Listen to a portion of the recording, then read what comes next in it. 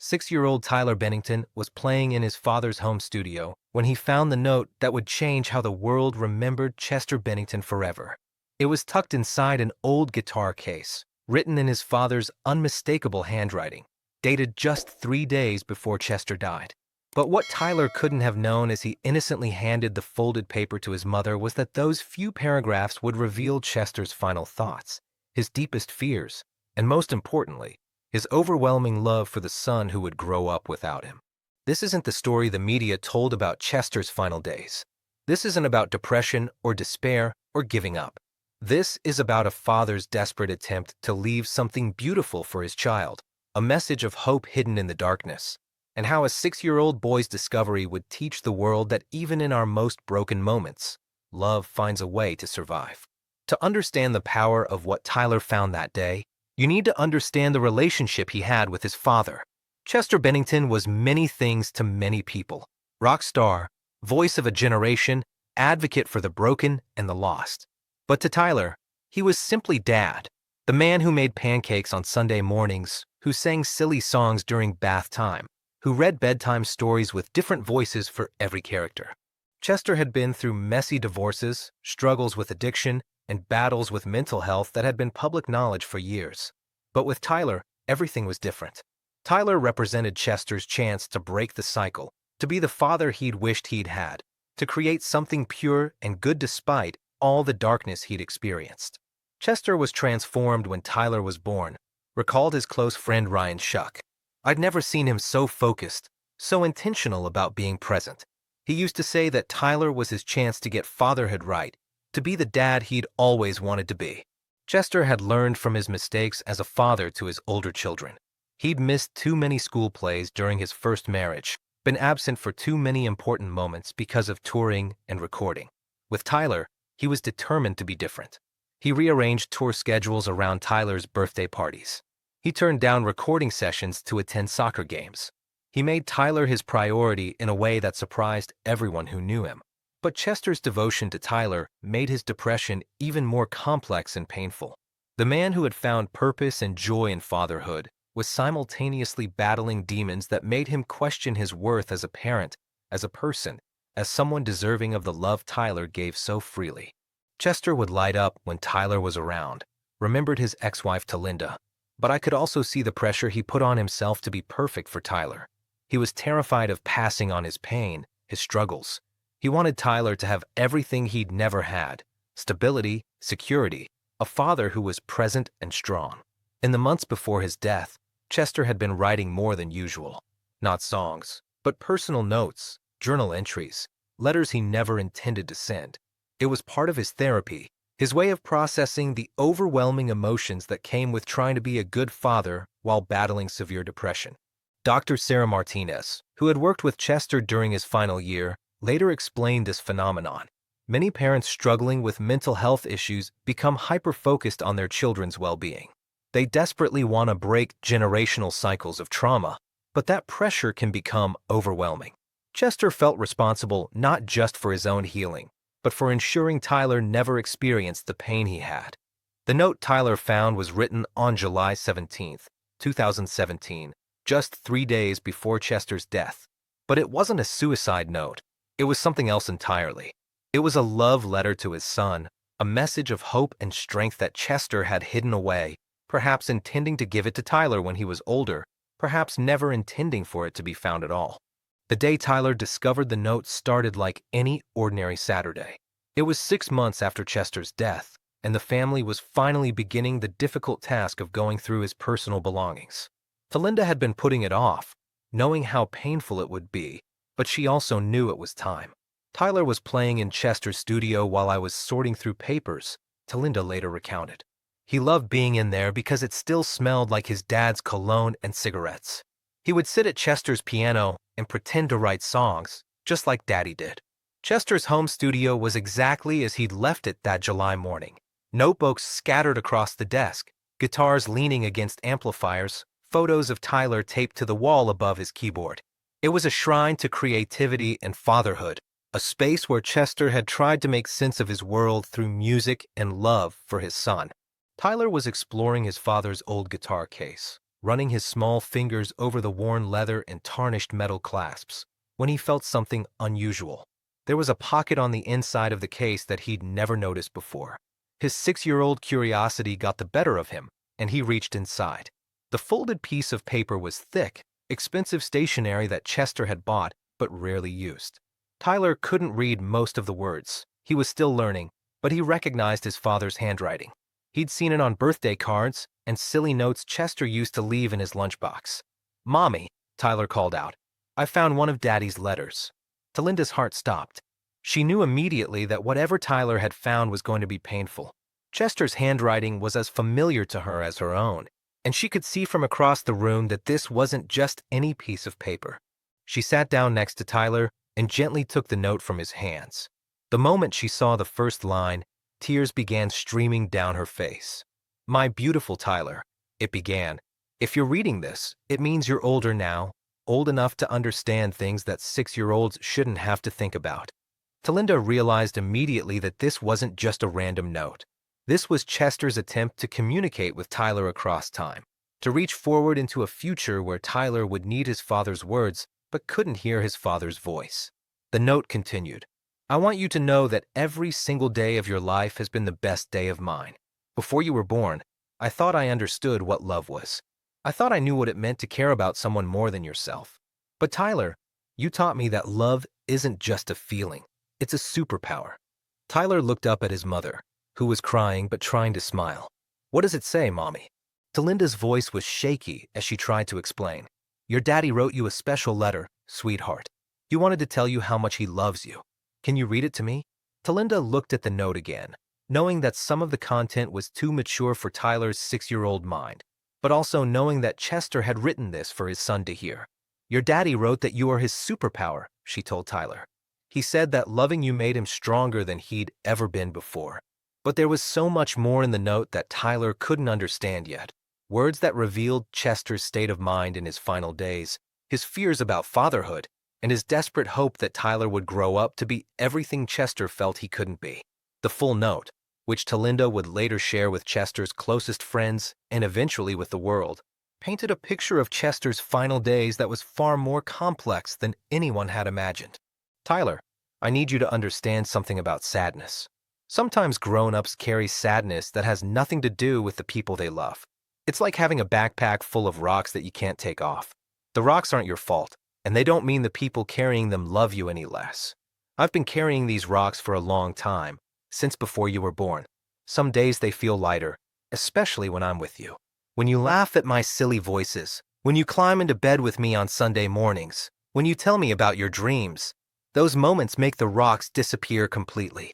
But Tyler, I need you to know that even on the days when the rocks feel too heavy, even when Daddy seems sad or tired or distracted, you are never the problem. You are always, always, always the solution. You are the light that makes everything else make sense." As Talinda read through the note privately that evening, she began to understand that Chester had been trying to process his depression not just for himself, but for Tyler. He was desperately trying to separate his mental health struggles from his role as a father to make sure Tyler never felt responsible for his father's pain. The note continued with specific advice and wishes for Tyler's future. "I want you to be braver than me. I want you to ask for help when you need it. I want you to know that feeling sad sometimes doesn't make you weak, it makes you human. But I also want you to know that sadness is temporary, even when it feels permanent. Tyler, you have a gift that I never had. You have the ability to feel joy purely, without reservation, without fear. Promise me you'll never let anyone take that away from you. Promise me you'll keep laughing at stupid jokes and getting excited about ice cream and believing in magic for as long as possible." But perhaps the most powerful part of the note was Chester's attempt to prepare Tyler for the possibility that he might not always be there. "If something ever happens to me, if I can't be there to tell you these things in person, I need you to remember that love doesn't end just because someone goes away. The love I have for you is bigger than my sadness, stronger than my fear, and more permanent than my presence. You will carry my love with you everywhere you go. It will make you kind when others are cruel, brave when you feel scared, and hopeful when things seem dark. My love for you is your inheritance, Tyler. It's the most valuable thing I have to give you. Chester ended the note with specific instructions for Tyler. Be good to your mother. She loves you as much as I do, and she's going to need you to be strong. Be good to your brothers and sisters. They're going to miss me too, and you can help each other remember the good times. And Tyler, when you're old enough to understand this letter completely, I want you to know that choosing to stay alive isn't always easy for everyone. Some people have to fight for it every single day. But you, my beautiful boy, you make that fight worth it. You make everything worth it. I love you more than all the stars in the sky, more than all the songs I've ever sung, more than all the words I could ever say. Forever and always. Daddy. The discovery of this note changed everything about how Chester's death was understood, both by his family and by the public. This wasn't the desperate message of someone who had given up. It was the careful, loving words of a father trying to prepare his son for a world where depression might win, while still fighting desperately to stay in that world. But there was more to the story. As Talinda continued going through Chester's belongings, she found evidence that Chester had been preparing for his absence in ways they hadn't realized.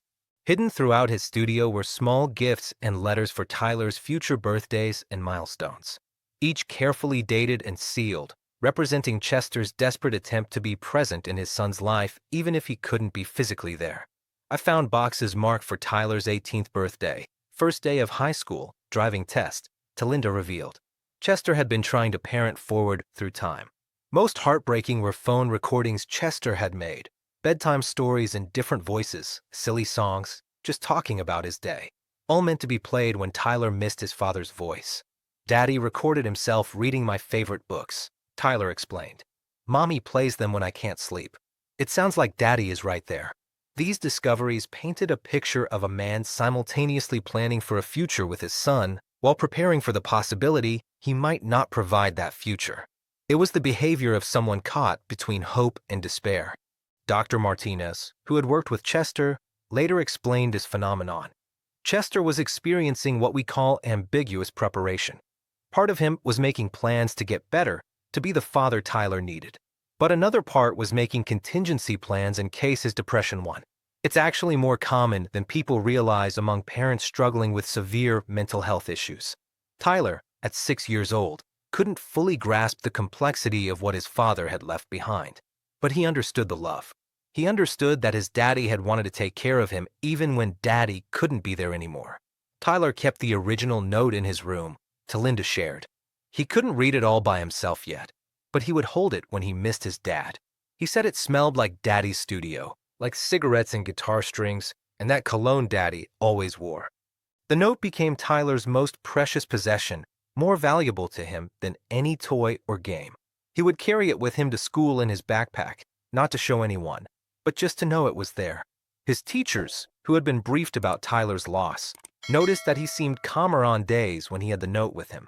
It was like having a piece of his father's protection with him, observed Tyler's first-grade teacher, Mrs. Rodriguez. When other kids would ask about his dad, Tyler would sometimes touch his backpack where the note was and just say, "My daddy loves me more than all the stars." It was clearly something that gave him strength. The impact of Chester's note extended far beyond his immediate family. When Talinda eventually decided to share carefully selected portions of it publicly, it sparked a completely different conversation about depression, suicide, and fatherhood. The decision to share the note wasn't made lightly. Talinda spent months consulting with therapists, Chester's friends, and even Tyler himself, in age-appropriate ways, about whether making parts of the note public would honor Chester's memory or exploit it. I finally decided to share excerpts because I realized that Chester's words could help other families, Talinda explained. There are so many children out there who have lost parents to suicide, and so many of them blame themselves. Chester's note shows that even in the darkest moments, parents love their children completely. When portions of the note were published, the response was overwhelming. Thousands of messages from readers who saw their own struggles reflected in Chester's words. "My husband has depression, and I've worried about explaining it to our kids," wrote one mother. Chester's note gives me a framework for those conversations. A struggling father wrote, "Chester's note made me realize my depression doesn't define my love for my children. I've been afraid my sadness was damaging them, but his words helped me understand that fighting for them, even when it's hard, is what matters." The specific language Chester used became a template for mental health professionals. His metaphor of carrying rocks in a backpack became particularly popular among therapists working with children. Children understand concrete metaphors like that, explained Dr. Rivers. When we tell kids that mommy or daddy is carrying invisible rocks, but the rocks aren't the child's fault, it gives them a way to understand depression without feeling responsible. Chester's note also addressed something that many parents struggling with mental health avoid discussing with their children: the possibility of death by suicide.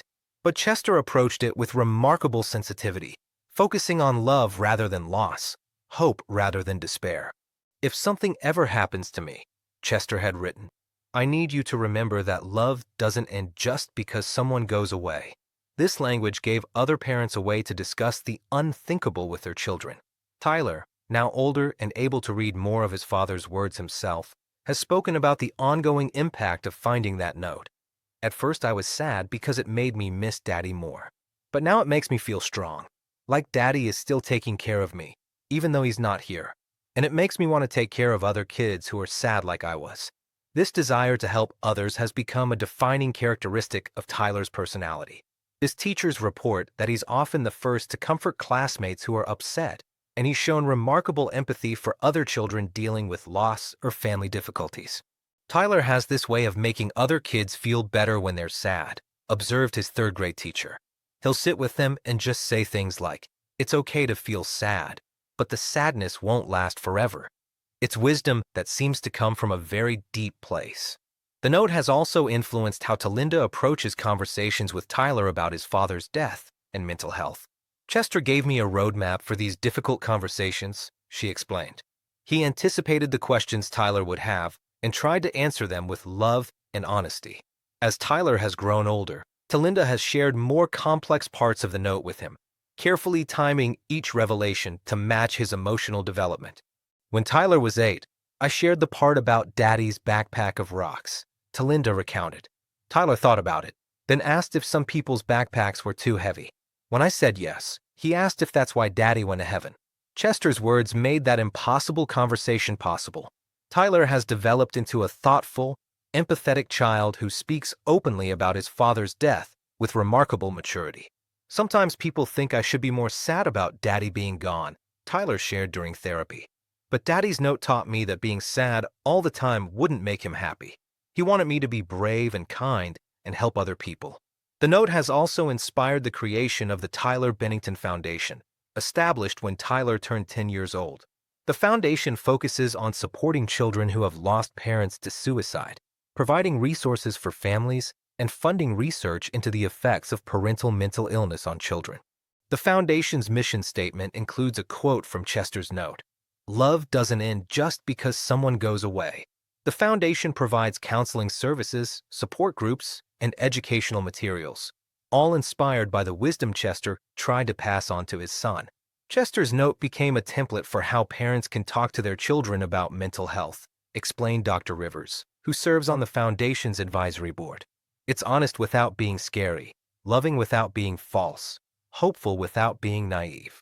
Through this foundation, Tyler's discovery has helped thousands of other children who are navigating loss, depression, and the complex emotions that come with losing a parent to mental illness. The foundation's summer camps, support groups, and educational programs all incorporate lessons learned from Chester's approach to discussing difficult topics with children. Today, Tyler keeps his father's note in a special memory box in his room, along with other mementos, guitar picks, concert photos, handwritten lyrics, and the recordings Chester made for future birthdays. But the note holds a special place because it was written specifically for him, a direct communication from father to son across the divide of death. Dr. Martinez, who had worked with Chester, explained the significance. Chester's note shows us something crucial about depression. It doesn't erase love. It doesn't eliminate someone's desire to be a good parent. Chester was fighting a war between his mental illness and his love for Tyler. The fact that he wrote this note shows that love was winning, even in his darkest moments.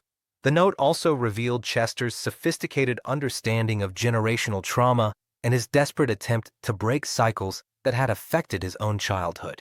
He was trying to give Tyler tools that he himself had never received. Chester was doing something incredibly brave in that note, observed child psychologist Dr. Amanda Rivers. He was trying to separate his mental health struggles from his parenting to make sure Tyler understood that children are never responsible for their parents' emotional state. That's advanced emotional intelligence from someone in the depths of depression. Tyler, now older and able to read his father's words himself, has spoken about the impact of finding that note. At first I was sad because it made me miss Daddy more. But now it makes me feel strong, like Daddy is still taking care of me, even though he's not here. The note has also influenced how Talinda approaches conversations with Tyler about his father's death and mental health. Chester gave me a roadmap for these difficult conversations, she explained. The note changed how Chester's fans understood his final days. Instead of seeing his death as abandonment, many began understanding it as the tragic end of a battle Chester had been fighting valiantly for his son. Reading Chester's note made me realize that depression isn't a choice, wrote one fan. It's an illness that attacks even the most loving parents. Chester was fighting for Tyler right until the end. The note has become part of Chester's legacy in ways he never anticipated. It's been quoted in articles about parental depression, used in therapy sessions, and shared by countless people who see their own struggles reflected in Chester's words. Tyler carries his father's message with him as he grows up. He understands love, strength, and the power of words to heal across time and space. Sometimes when I'm sad, I read Daddy's letter, Tyler shared. It reminds me that Daddy's love is still here, even though Daddy isn't. And it makes me want to be brave like he wanted me to be. The note inspired the Tyler Bennington Foundation, which focuses on supporting children who have lost parents to suicide. The foundation's mission includes Chester's quote, "Love doesn't end just because someone goes away." Through this foundation, Tyler's discovery has helped thousands of other children navigating loss and the complex emotions that come with losing a parent to mental illness. Today, Tyler keeps his father's note in a special box along with other mementos, guitar picks, concert photos, handwritten lyrics. But the note holds the most special place because it was written specifically for him. Tyler knows that his daddy loved him more than anything in the world, Talinda reflects. And because of that note, he also knows that his daddy's sadness was never about him. That's the greatest gift Chester could have given his son. The note Tyler found was never meant to be public. It was a private moment of love between father and son. But its discovery and sharing have changed how we understand depression, fatherhood, and the power of words to heal across time. Chester spent his final days not just battling demons, but building bridges of love for the son who would grow up without him. That 6-year-old boy's curiosity uncovered a testament to the enduring power of a father's love. Sometimes the most important messages are the ones we never intended to send, found by those who need them most, exactly when they need them. Tyler's discovery reminds us that love really is stronger than sadness, more permanent than presence, and more powerful than darkness. In Chester's own words, love doesn't end just because someone goes away. And because of a boy's curiosity and a father's foresight, that love continues to heal, inspire, and teach us all.